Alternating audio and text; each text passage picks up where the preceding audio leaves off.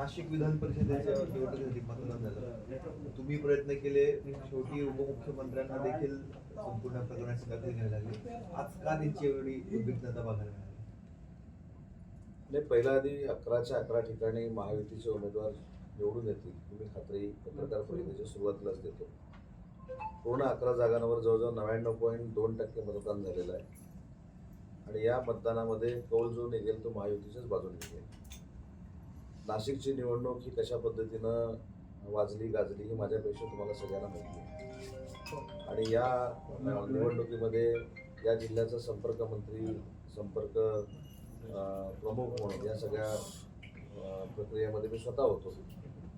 गणेश गीते असतील, गोकुळ गीते असतील, यांना वारंवार आम्ही विनंती केलेली होती. विनंतीतनं माघार देखील घेतलेली होती आणि आज ज्या ठिकाणी सगळी नगरसेवक मंडळी होती त्या ठिकाणी स्वतः उपमुख्यमंत्री साहेब देखील मार्गदर्शन करायला आले होते. गिरीश भाऊ होते, मी देखील त्या ठिकाणी उपस्थित होतो आणि मला असं वाटतं की इथे देखील निकाल अतिशय चांगल्या पद्धतीचा लागेल.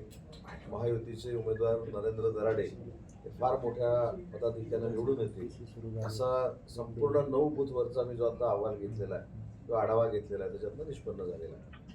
आणि सगळ्यात महत्त्वाची गोष्ट म्हणजे याच्यामध्ये गिरीश भाऊंचं सहकार्य देखील फार मोलाचं होतं. ते देखील सक्रियपणानं आत्तापर्यंत 4 वाजेपर्यंत या सगळ्या यंत्रणेवर लक्ष ठेवून होते. त्याच्यामुळे नाशिकमध्ये विजय हा आमचा नक्की आहे. विजय बंधूंना आज सकाळी देखील पत्रकार परिषद घेऊन सांगावं लागलं की आम्ही महायुती सोबत आहोत, दराडेंना मतदान करा. गिरीश भाऊ स्वतः दिवसभर होते. इतकी वेळ का आली महायुतीवर?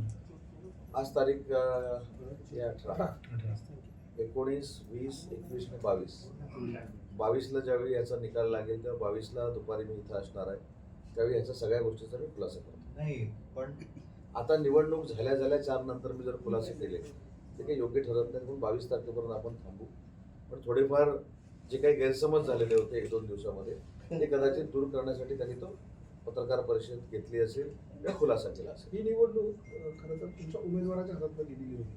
तुमच्या 3 मंत्र्यांमुळे, उपमुख्यमंत्र्यांमुळे कदाचित तुम्ही ही जागा जिंकाल पण, परंतु अशा स्वरूपाची परिस्थिती पक्षाच्या उमेदवारावर का आली होती नेमकी? पण उमेदवार चुकला होता नेमकं काय? मला असं वाटत नाही. पक्षानं एकदा उमेदवार जाहीर केल्यानंतर तो योग्य आहे की अयोग्य आहे हे माझ्यासारखा कार्यकर्ता तर बघत नाही. तो पक्षाचा उमेदवार आहे आणि आपण असं देखील म्हणू शकत नाही की तो उमेदवार योग्य नव्हता. ठीक आहे, संपर्कासाठी कमी पडले असतील, पण त्यांची देखील राजकीय कारकीर्द जर आपण बघितली तर ते महामंडळाचे देखील अध्यक्ष होते, त्याच्यानंतर ते आमदार होते, त्यांचं सहकार क्षेत्रामध्ये काम आहे. त्याच्यामुळे काही आता माझ्याकडनं चुका होत नाहीत का माझ्याकडनं देखील चुका होतात. त्या पद्धतीने काहीतरी झाल्या असतील, पण सगळे आता आम्ही एकत्र येऊन त्यांना मतदान करण्याचा निर्णय घ्यावा अशा पद्धतीची विनंती केल्यानंतर आम्ही विजयाकडे कूच आता केलेली आहे. महाविकास आघाडीने उमेदवार दिलेला नव्हता, त्यातच ऑपरेशन टायगर देखील राबवलं गेलं, त्यामुळे कुठेतरी फटका बसलाय, सर्व मतं अपक्षांना गेले असतील असं देखील बोललं जातं. नाही, म्हणूनच म्हटलं आपण 22 तारखेपर्यंत जरा थांबू. जसं मी टायगर ऑपरेशनच्या बाबतीत काल कुठे नांदेडला असं सांगितलं सकाळी की जसं तुम्हाला कुतूहल आहे टायगर ऑपरेशनचं तसं मला देखील आहे, तसं ह्या रिझल्टचं देखील कुतूहल तुम्हाला जसं आहे तसं मला देखील आहे. त्याच्यामुळे आता जे मला तुम्ही प्रश्न विचारला की नक्की काय काय झालं, या सगळ्या गोष्टी सविस्तर या जिल्ह्याचा संपर्क मंत्री म्हणून संपर्क अनेक लोकांशी माझा असल्यामुळं मी नक्की तुमच्याशी बोलणार. पण एकनाथ शिंदे साहेबांना त्रागा करावा लागला, त्यांचा रौद्र अवतार सर्वांनी बघितला. इतकी वेळ का आली? एक अशाच पद्धतीनं काहीतरी चुकीचं ब्रीफिंग केलं जातं की कुठं रुद्रावतार होता. ते स्वतः आले, त्याने स्वतः भाषण केलंय, मार्गदर्शन केलंय. त्याची क्लिप आता कदाचित कोणी काढली पण असेल, कारण काढतातच त्या, ती नाही म्हणून सांगितलं तर ती क्लिप तुम्हाला बघायला मिळेल.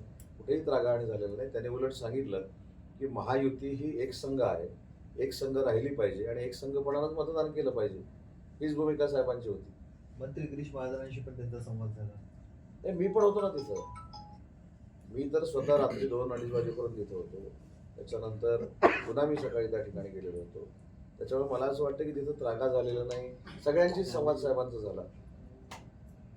त्याच्यामुळे त्रागा किंवा असं काहीच झालं नाही. साहेब, पण राज्यामध्ये जवळपास 17 विधान परिषदेची निवडणूक होत्या, आपण महायुतीला इतकी जास्त ताकद लावू लागली. नेमकं असं नाशिकच्या या जागेवरून काय झालं होतं महायुतीमध्ये? नाही, आपण नाशिकला तुम्ही सगळे मंडळी नाशिकचे असल्यामुळं आपल्याला असं वाटतं की नाशिकलाच आम्ही फक्त ताकद लावली. मी 2 दिवस परभणीला देखील होतो. शंभूराज देसाई साहेब महायुतीच्या भाजपच्या उमेदवारासाठी साताऱ्यामध्ये बसून आहे. चंद्रकांत दादा सांगलीमध्ये बसून आहे. संजय राठोड साहेबांनी बिनविरोध उमेदवारी केल्यानंतर आज ते परभणीमध्ये आहे. त्याच्यानंतर आमचे रवींद्र पाठक साहेब बिनविरोध आमदार झाल्यानंतर आपल्या सगळ्या प्रोसिजरमध्ये होते. त्याच्यामुळे आपल्याला असं वाटत असतं की बाकीकडे यंत्रणा सुरू नाही. प्रत्येक निवडणूक आम्ही निवडणुकीसाठी सारखी लढलेली आहे आणि म्हणूनच 11च्या 11 जागा आम्ही जिंकणार आहोत. ऑपरेशन टायगर नंतर 6 खासदारांना नोटिसा काढण्यात आलेल्या आहेत शिवसेना पक्षाकडून आणि सोबतच संजय राऊत म्हणतात की या खासदारांना तुडवा आता. आमचा तर कोतळा काढा म्हणून सांगितलं होतं. तुडवा म्हणजे फारच ते सौम्य बोलले तसं मला वाटतं. आम्ही ज्यावेळी गुवाहाटीला होतो तेव्हा वरळीतनं गेलो तर तुमचे कोतळे काढू असं ते बोलले होते. त्यामुळे ते काही शब्दप्रयोग असतात. त्याच्यामुळे मला असं वाटत नाही की त्यांच्याकडनं ही कृती घडेल. कोतळा आमचे काढणार होते. आम्ही जगजाहीरपणे वरळीमधनं आलो. पुढे आमच्याकडे असं बघितलं पण नाही. उलट आमचं स्वागत करण्यासाठी मुंबईतली जनता रस्त्यावर आलेली. त्याच्यामुळे कोतळा काढणं, तुडवणं, छताडावर बसून झेंडा रोवणं हे शब्दप्रयोग काय आम्हाला नवीन नाही. एवढंच नाही, मी मुद्दाम तुम्हाला आठवण करून देतो की याच सगळ्या मंडळींनी आमच्याबरोबर ज्या 3 महिला भगिनी आलेल्या होत्या त्यांच्याबद्दल देखील अवाच्य भाषेमध्ये बोललेले होते. परंतु ह्याचा कौल कोण देत असतो? मतदार देत असतो आणि मतदारांनी आम्हाला भरभरून दिलं. त्याच्यामुळे यांच्या टीकेकडे बघण्यापेक्षा मतदार आम्हाला स्वीकारत आहेत हे आमच्या दृष्टीनं महत्त्वाचं आहे.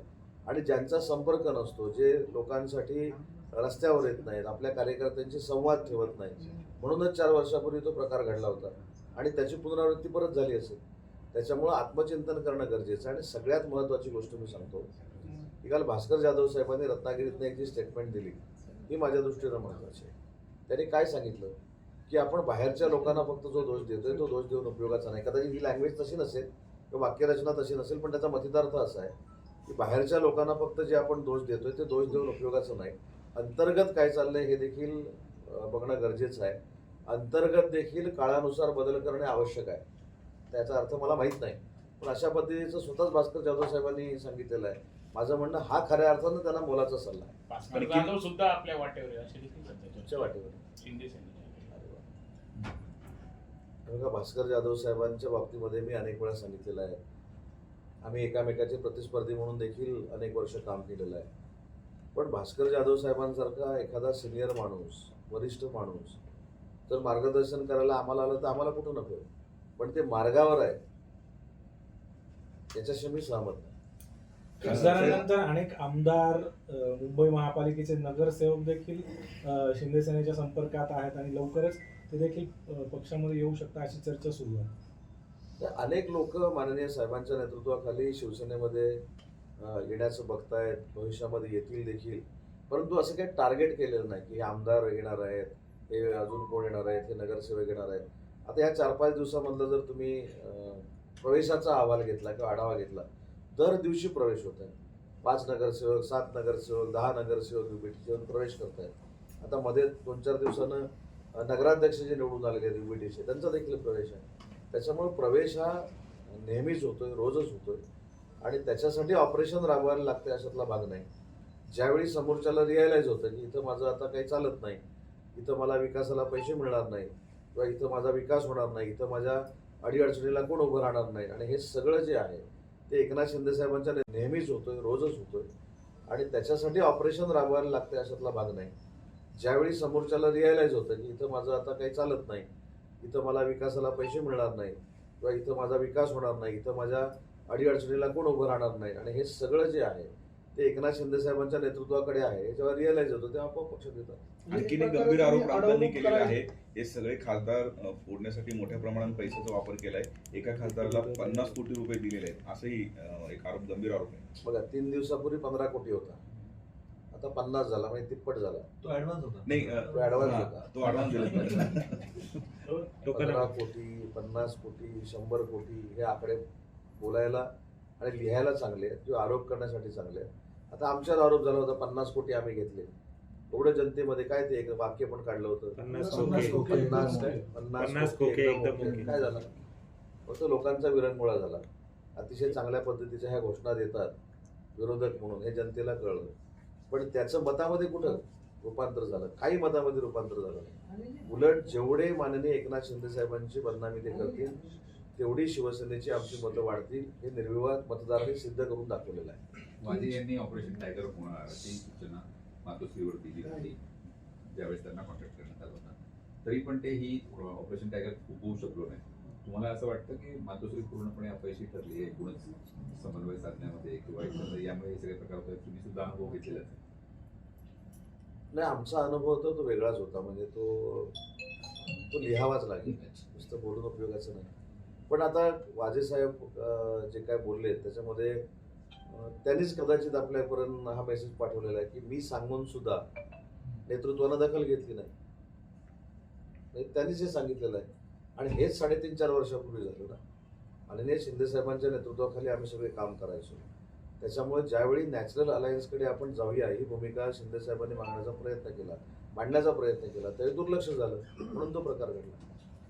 आताही ज्या 6 खासदारांनी पत्र लिहिलेलं आहे त्याच्यात असाच उल्लेख केलेला आहे, ठाकरेंच्या शिवसेनेकडे जी काही आताची परिस्थिती आहे ती पाहता ते काँग्रेसमध्ये विलीन करणार अशा स्वरूपाचा एकूण चर्चा होती आणि त्यामुळे हे पाऊल त्यांनी उचललंय असं देखील त्यामध्ये नमूद केलंय.